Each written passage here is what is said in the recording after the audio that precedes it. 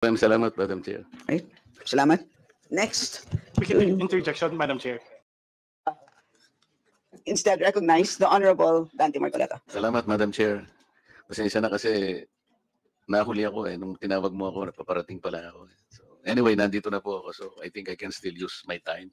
Madam Chair, judging from the volumes of questions to the Office of the Vice President during the first hearing, I presume, Madam Chair, that considering that those questions originated from the 2022 budget, am I correct to presume, Madam Chair, that the budget of the Vice President in 2022 or the utilization of those budgets were subjected to a notice of disallowance? COA, Come again, sir. What's the question? tinatanong po kayo kung subject, nagkaroon ng notice of disallowance noong 2022 ang OVP. 2022? Yung mga questions po kasi, Madam Chair, the way I understood them, 2022 ang origin, parang ang damdam ko, merong subject of notice of disallowance, yung budget ng Vice President, because of the type of questions asked during the first hearing.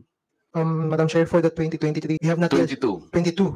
Kasi nagsimula doon ng mga questions, di ba? Based on the report of COA, Madam Chair, for the year 2022, the audit team issued notice of disallowance amounting to 2,638,186 on April 5, 2022, pertaining to the engagement of private lawyer as legal consultant without the written conformity of the Solicitor General and the concurrence of COA. So that's the only ND or notice of disallowance issued during that year. What about in 2023, Madam Chair? For 2023, Madam Chair, there was no notice of disallowance issued to the OBP. So why was it, Madam Chair, that most of the questions are being asked as though they do not believe the Vice President, and when she said that she is already communicating with the COA?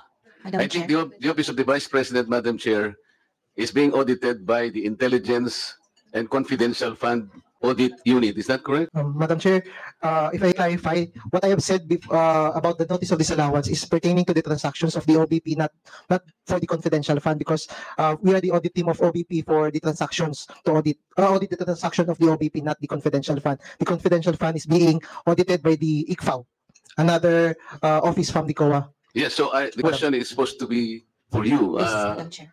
Subjected ba sa Intelligence and Confidential Fund Audit Unit, Yes, yung Madam. confidential fund ng Vice President? Yes, Madam Chair. So was there a notice of disallowance? There was a notice of disallowance issued for the fourth quarter of 2022, Madam Chair. There was. Yes. Okay, Madam Chair, may I know the nature of a notice of disallowance? I mean the nature. A notice is How do you characterize a notice of disallowance? a notice is disallowance is given out for expenses, disbursements. It is a notification to the head of agency and or accountant informing and requiring the persons liable to restitute the amount of the disallowance. That is the confidential or intelligence expense disapproved or disallowed in audit, either in whole or in part, as a result of illegal, irregular, or improper disbursement or expenditure of such fund. Your You Honor. call it IU, EEU. Is that correct? Yes, I, Madam Chair. regular, U, U is, Unnecessary. Unnecessary. Madam Chair. E, Extravagant, Madam Chair. another E, Excessive po. and U. Unnecessary, Your Ay, Chair. ang una yung unnecessary, unconscionable. Unconscionable po. Okay, so you initially determined when you issued a notice of disallowance to the Office of the Vice President that somehow merong lumabas doon sa IU, EEU. Is that correct?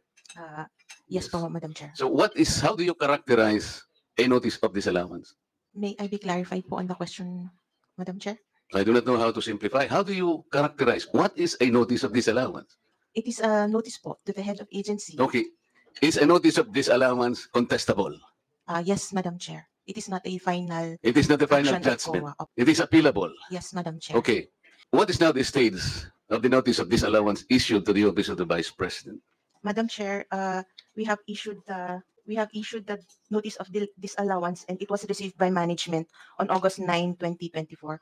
So they still have 6 months po, or 180 days Correct. to appeal for the And they have to reply yet. Yes po. You will have to give them the opportunity to make a reply. That is correct to po, explain Madam Chair. Yes po, Madam how Chair. the budget was utilized. Opo. And that is part of due process. That is correct po. Meaning to say, there is no guilt yet until and unless you are able to receive the reply, the answer, and the explanation of the Office of the Vice President. That is correct po. And it Have has you received a copy? of the reply po. Yes. They have not yet replied po So to the yun as part of the due process is notice. Then the Vice President will submit to you an answer explaining, detailing how the budget was utilized. And you will receive that Madam in due Chair. time.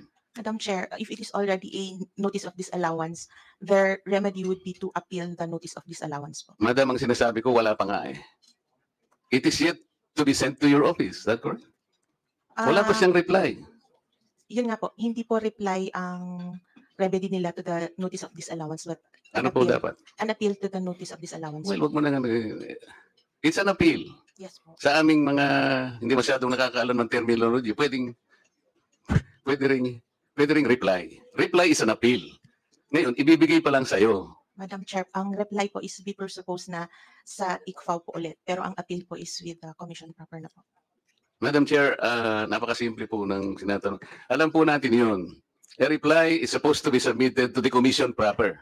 Yes po. Pero sa ngayon, hindi siya magre-reply kasi sasagutin niya muna kayo yan. Until today, hindi pa niya sinasagot because they are still within the reglementary period of 6 months That is correct po. to make an That is answer correct. to you. That is correct po. That is the nature of things, Madam Chair. That is correct. So wala pa siyang, there is no judgment yet.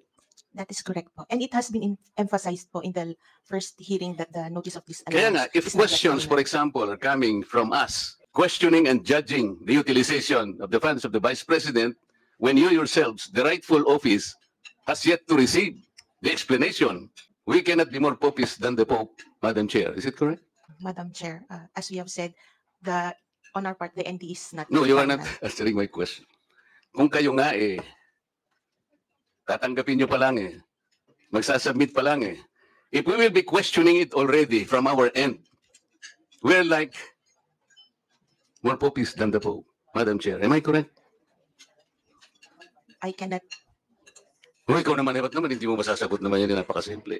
Kung ikaw nga, hinihintay mo pa dapat naman nating hintayin, that is the part of due process. Yes. Kami naman, naglulundag na kami na nagtatanong. Kaya nga ang sabi ng Vice President, narinig ko, I am already communicating. I am about to communicate with the COA. I think she will do that because that is the process. Hindi naman pwedeng hindi niya sagutin. Kaya nga po ang sinasabi ko kasi ang dami na pong nagsipagtanong. Lalo na po nung unang hearing, naglulundag po lahat So the nature of a notice of disallowance, Madam Chair, it is yet to be explained. Sa ngayon, hindi pa Kung sakaling ma-explain, Madam Chair, at halimbawa, hindi nyo pinakinggan, the Vice President has the option to go to the COA proper for an appeal. That is correct. That is correct. And considering the appeal was dismissed, the Vice President can go to the Supreme Court. Is that correct? That is correct. So there is a whole gamut of process. That is Will correct. you confirm that? That is correct po, Your Honor. That is why, can you advise us, including me, whether we are supposed to ask questions, considering that you have not yet received her explanation to your office? Madam Chair, I am not. You cannot advise me? We are not in a position to know the power or the prerogatives of the No, House of I am telling you Representatives. already. I am telling you already because we're supposed to ask questions on the budget of the Vice President. But they started asking questions on the 2023 budget, which was subjected to a notice of disallowance. I'm telling you, Madam Chair, that the Vice President is yet to make an explanation to be submitted to your office, and you are waiting for that. Yes, Madam Chair. That's why when we were subpoenaed, we explicitly Oo nga. mentioned that So, these tama are bang- not yet. Tama ba kung Final. magtanong na ng magtanong ngayon habang ikaw ay hindi mo pa nare-receive kung ano yung sagot niya? Do you think I am correct in asking questions habang ikaw ay naghihintay pa lang ng isasagot niya sa iyong opisina? Tama ba ang gagawin ko kung magtatatanong ako ngayon? Madam Chair, I can only speak for on the point of view of COA now. We have issued these in the end. It's still subject to appeal. Kindly wrap up. Maraming salamat, Madam Chair. Salamat. Next, Quick interjection, Madam Chair. Just a quick one. proceed. Maybe ask the representative of COA, did I hear it right, that the Vice President's office has not yet sent a reply about the notice of disallowance? Not yet, Madam Chair, because as we have replied, their remedy is either to settle the disallowance or to file their appeal. So there was no form of, there was no official communication yet from the office of the Vice President in reference to the observations of the Commission on Audit. As to the notice of disallowance, there has been yet no communication yet. I'm just raising that point, Madam Chair, because if I remember it right, the Vice President replied all throughout the discussion that she has already communicated to the Commission on Audit. Clarification, Madam Chair. The notice of disallowance signifies that it has already gone through a lot of steps before Back it and has forth. arrived at a notice of Yes. disallowance. So from the time that an AOM was Issue. issued, there have been communication with the office. So of it the is Vice correct to President. assume, Madam Chair, that due process was afforded to the Office of the Vice President. Yes, Madam Chair. Thank you, Madam Chair. And so there are no more Madam Chair, members. Yes, very Yes. quick manifestation only please proceed. to the interpellation of the Honorable Marcoleta. It is my understanding that he's questioning the position of COA for disclosing the notice of disallowance, considering that the OVP has not yet filed its answer. I just wish to manifest, Madam Chair, that the filing of an answer or appeal, as the more appropriate term, is not mandatory. Instead, it is the discretion of the OVP. As a matter of fact, if the OVP fails to file an appeal, it renders the disallowance final and executory. Otherwise, if they file an appeal, there's a possibility for reversal. And be that as it may, Madam Chair, this representation does not see any issue why the COA should not disclose the notice of disallowance. Let us all be reminded by the constitutionally guaranteed right of the citizens to public information on matters concerning public interest. And even assuming that after the filing of an appeal, the notice of disallowance was reversed, the COA has all the liberty to disclose to the public that they were wrong in issuing the ND, and that later on the OVP was able to justify the basis for the issuance of the ND.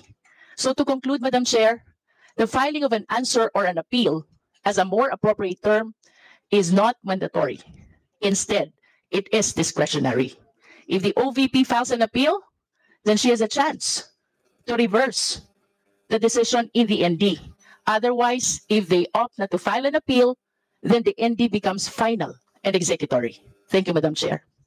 And to add, there is no specific provision in the joint circular prohibiting the disclosure of an ND. And number two, by definition, kung na disallow na ang isang expense, ibig sabihin nun ay hindi siya confidential.